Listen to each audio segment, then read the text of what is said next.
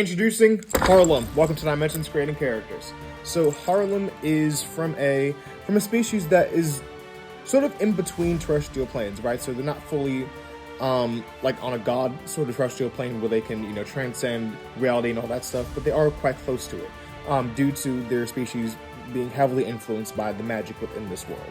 So essentially, almost gods, not really though. And yeah, but definitely very powerful characters. Because of that, her species in general, or at least the culture that she's from, they decided to not get involved or interfere with any sort of wars or anything else because of just how powerful of characters they were. And they essentially were, well, the actual gods in this universe aren't really, they don't really make themselves known. People assume that this species are the people who made everything because of just how powerful they tend to be. Almost as if they're myths or legends because they decide, okay, we're not going to interfere with anything. Harlym, however, does. So she decides to, she sees the huge war going on, she sees all the atrocities being committed and everything else, and, excuse me, and yeah, she decides to, go and help. And this may seem like a very good thing for her to do, but of course, before she ends up leaving, she has to agree to give up some of her powers because, it would just be sort of unfair, which is kind of weird. And which is kind of weird to say, they're fighting villains, that need to be stopped. Being unfair wouldn't really be, a thing to her. She doesn't really understand why it has to be a fair fight with the villains and everything, but that's just the rules. So she gives up some of her powers and she decides to go and help.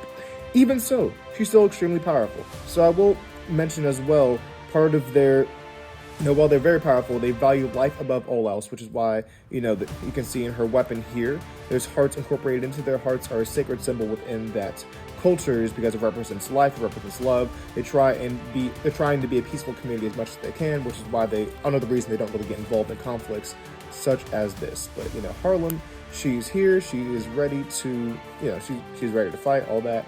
And yeah, she's someone who's like, we got to get this done at all costs. These guys are bad. We got to get them and all that stuff. So after this is a very interesting journey for her because after she, joins, actual society and sees how the world is, she sort of realizes, hey, there's not just good, there's not just evil, but there's definitely more moral gray areas. While she knew this before, this is definitely made more clear and more prominent after she's actually interacting with the people who she came to either help or even to, defeat in battle.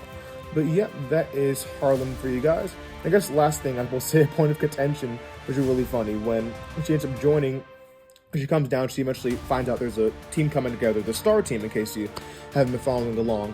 The Star Team, they're collecting, members and warriors from each kingdom or each group, and she decides to be the person to represent her kingdom or group, and she joins them.